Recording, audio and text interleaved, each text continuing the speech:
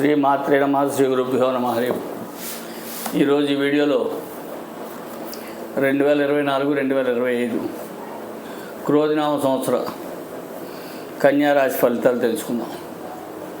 ముందుగా ఈ కన్యారాశిలో ఉత్తర ఫల్గుణి నక్షత్రం 2, 3, 4 పాదాలు, హస్త నక్షత్రం 4 పాదాలు, చిత్రా నక్షత్రం 2 పాదాలు కలిపి 9 ఈ రాశిలో ఉంటాయి. ఈ రాశి వారికి ఈ సంవత్సరం అంతా కూడా గురుడు 9వ ఇంట్లో తామ్రమూర్తిగాను,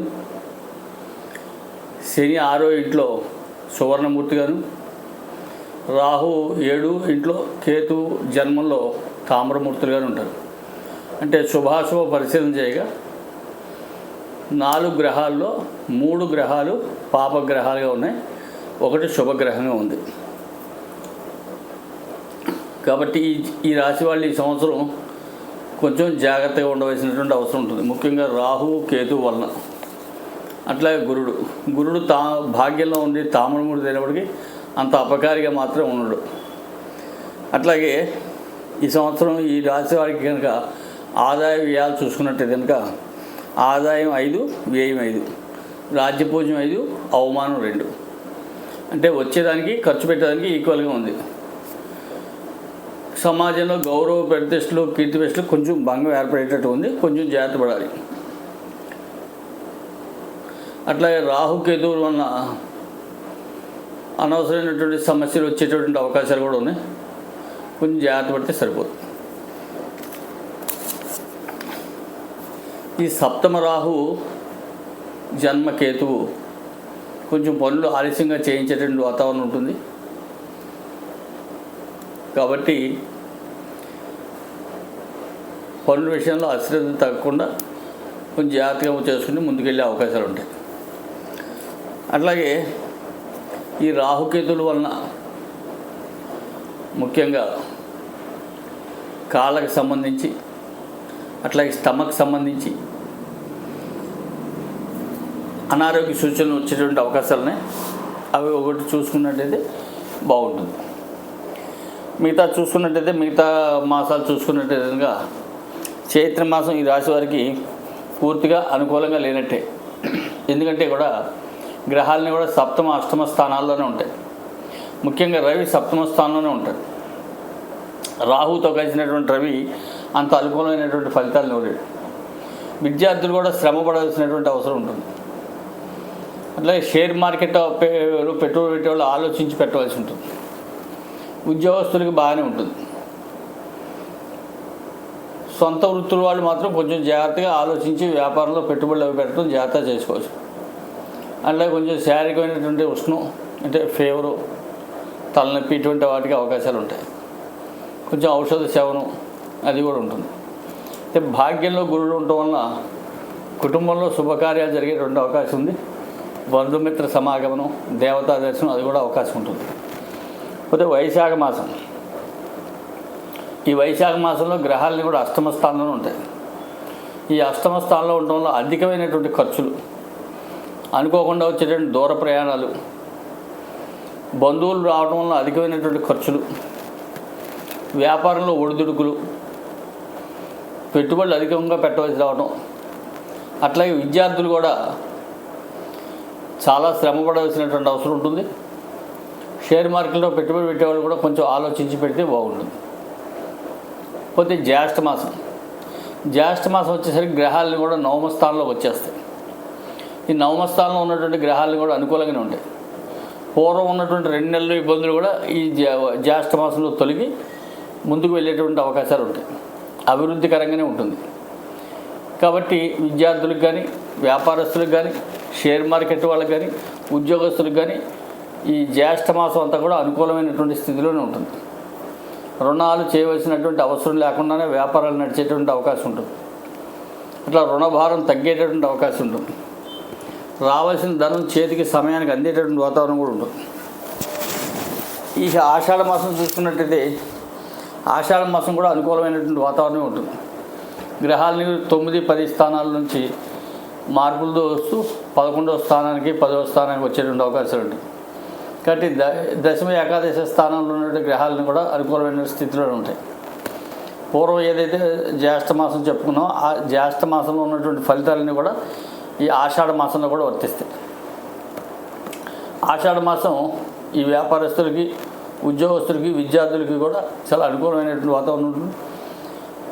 విదేశీ యోగం ఉన్నటువంటి వాళ్ళకి ఈ సంవత్సరం విదేశీ ప్రయత్నాలు చేసుకోవచ్చు. ఎందుకంటే సప్తమ రాహు విదేశీ యోగ కారకుడు, షష్ఠ శని విదేశీ యోగ కారకుడు. కానీ శని రాహులు బలంగా ఉండటం వలన విదేశాలకు వెళ్ళవలసినటువంటి అవసరం అనుకుంటే కనుక విద్యార్థులు కానీ, ఉద్యోగస్తులు కానీ ఉద్యోగాల నిమిత్తం విదేశీ ప్రయాణానికి అనుకూలంగానే ఉంటుంది. అట్లాగే శ్రావణ మాసం, ఈ శ్రావణ మాసం ప్రథమార్థం అంతా బాగానే ఉంటుంది. ద్వితీయార్థం మాత్రం అనుకూలంగా ఉండదు. ప్రథమార్థంలో మాత్రం గ్రహాలని కూడా ఏకాదశంలో ఉంటాయి. ద్వితీయార్థం వచ్చేసరికి వ్యయంలోకి వస్తాయి. ముఖ్యంగా రవి సింహరాశి వ్యయంలోకి వచ్చేస్తుంది. కాబట్టి కొంచెం జాగ్రత్తగా ఉండవలసినటువంటి వాతావరణం ఉంటుంది. ఆర్థికమైనటువంటి స్థితి కూడా కొంచెం ఇబ్బందికరంగా ఉంటుంది. విద్యార్థులకు కూడా, ఉన్నత విద్య చదువుకు వెళ్ళేటువంటి వాళ్ళకు కూడా కొంచెం ఆటంకాలు వచ్చేటువంటి వాతావరణం ఉంటుంది. కాబట్టి ఈ శ్రావణ మాసం మాత్రం కొంచెం ఇబ్బందికరమే. ఇట్లా భాద్రపద మాసంలో కూడా గ్రహాలు అనుకూలంగా లేనట్టే. శ్రావణ మాసంలో ద్వితీయార్థం నుంచి బాగున్నటువంటి బాగోదు. భాద్రపద మాసం ప్రథమ ద్వితీయార్థాలు రెండూ బాగు. కాబట్టి భాద్రపద మాసంలో కొంచెం అన్ని రకాలుగా కూడా కొంచెం జాగ్రత్త పడాల్సి ఉంటుంది. అట్లాగే విద్యార్థులు కఠోర శ్రమ చేయవలసి ఉంటుంది. ఉద్యోగస్తులు కూడా అనుకూలమైనటువంటి పరిస్థితులు ఉండవు. ఇట్లా వ్యాపారస్తులు కూడా కొంచెం శ్రమ పడవలసినటువంటి పరిస్థితి ఉంటుంది. గృహమందు శుభకార్య పరంపరగా ఉంటుంది. బంధుమిత్రులు రాకపోకలు, అట్లాగే అనుకోకుండా దూర ప్రయాణాలు చేయటం ఉత్సాహకరంగా ఉన్నప్పటికీ కూడా ఖర్చు మాత్రం కొంచెం అధికంగా ఉంటుంది. అట్లా ఆశ్వీజ మాసం చూసుకున్నట్టయితే కనుక గ్రహాలని కూడా కన్యా తుల రాశుల్లో సంచారంలో ఉంటాయి. కాబట్టి ఇబ్బంది పడాల్సిన పరిస్థితి ఉండదు, మంచి స్థితిలోనే ఉంటుంది. ఒక రవి తప్ప మిగతా గ్రహాలని కూడా అనుకూలమైనటువంటి స్థితిలో ఉండడం వల్ల ఏదైనా స్వల్ప ఇబ్బంది ఉంటే ఉండదు తప్ప భారీగా ఉండేటువంటి ఇబ్బందులు ఏముండవు, బాగానే ఉంటుంది. ముందుకు వెళ్ళొచ్చు. షేర్ మార్కెట్ వాళ్ళు కూడా మనం పెట్టదలుచుకుంటే పెట్టుకోవచ్చు. ఇట్లా విద్యార్థులకు కూడా మంచి ఉత్సాహకరంగా ఉంటుంది. వ్యాపారస్తులకు కూడా అభివృద్ధికరంగా ఉంటుంది. పోతే కార్తీక మాసం, ఈ కార్తీక మాసం చూసుకున్నట్టయితే కనుక అన్ని రకాలుగా కూడా చాలా అభివృద్ధికరంగా ఉంటుంది. ఉద్యోగ వ్యాపార రంగాల వాళ్ళు కానీ, షేర్ మార్కెట్ కానీ, సువర్ణ రైతు వ్యాపారస్తులు కానీ అన్ని రంగాల్లో వాళ్ళకి కూడా ఈ కార్తీక మాసం చాలా అనుకూలంగా ఉంటుంది. అట్లా మార్గశిర మాసం కూడా చాలా అభివృద్ధికరంగా ఉంటుంది. కార్తీక మాసం ఎట్లా ఉందో మార్గశిర మాసం కూడా అట్లాగే ఉంటుంది. ఈ 2 నెలలు కూడా వెనక్కి తిరిగి చూసుకోవాల్సిన అవసరం లేదు ఏ విధమైనటువంటి విషయంలో కూడా. అట్లాగే పుష్యమాసం కనుక ప్రథమార్థం బాగుంటుంది. ద్వితీయార్థం నుంచి కొంచెం ఇబ్బందికరమైన వాతావరణం ఉంటుంది. కొంచెం ఆలోచించి చూసుకోవటం, ఖర్చులు జాగ్రత్తగా మేనేజ్ చేసుకోవటం, ఆర్థికమైనటువంటి లాభాలు తగ్గటం వ్యాపారస్తుల్లో. ఇట్లా షేర్ మార్కెట్ కూడా ఒడిదుడుకు ఉండటం, విద్యార్థులు కూడా కొంచెం శ్రమ పడవలసినటువంటి అవసరం ఉంటుంది. అట్లాగే మాఘమాసం కనుక చూసుకున్నట్టయితే ఈ మాఘమాసం గ్రహాలని కూడా 6వ ఇంట్లో 5వ ఇంట్లో ఉండటం వల్ల మాఘమాసం సంపూర్ణమైనటువంటి మంచి ఫలితాలనే పొందగలుగుతారు ఈ కన్యారాశి వాళ్ళు. కన్యారాశికి అంతటి యోగం ఉంటుంది ఈ మాఘమాసం. ఫాల్గుణ మాసం, ఈ ఫాల్గుణ మాసం కనుక చూసుకున్నట్టయితే కనుక ఈ ఫాల్గుణ మాసంలో ఏదైతే మాఘమాసంలో చెప్పుకున్నా అవన్నీ కూడా యాజ్ ఇట్ ఈజ్గా ఫలితాలే వర్తిస్తాయి. కాబట్టి మాఘ ఫాల్గుణాలు రెండు కూడా ఈ కన్యారాశి వాళ్ళకి చాలా అనుకూలంగా ఉంటుంది.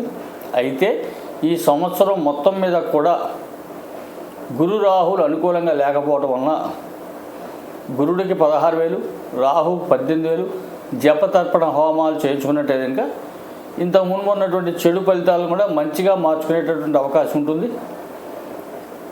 ఆర్థికమైనటువంటి ఒడుకుదుడుకులు కూడా తగ్గుతాయి. కాబట్టి గురుడికి రాహుకి జపాలు హోమాలు చేయించుకోవటం, అట్లాగే వీలైనప్పుడల్లా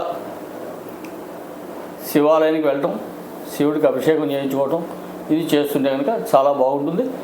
ఈ రాశి వాళ్ళందరికీ కూడా ఈ సంవత్సరం శుభాశుభంగా మంచి అనుకూలమైన ఫలితాలు కలగాలని ఆశిస్తూ హరి ఓం తత్సత్.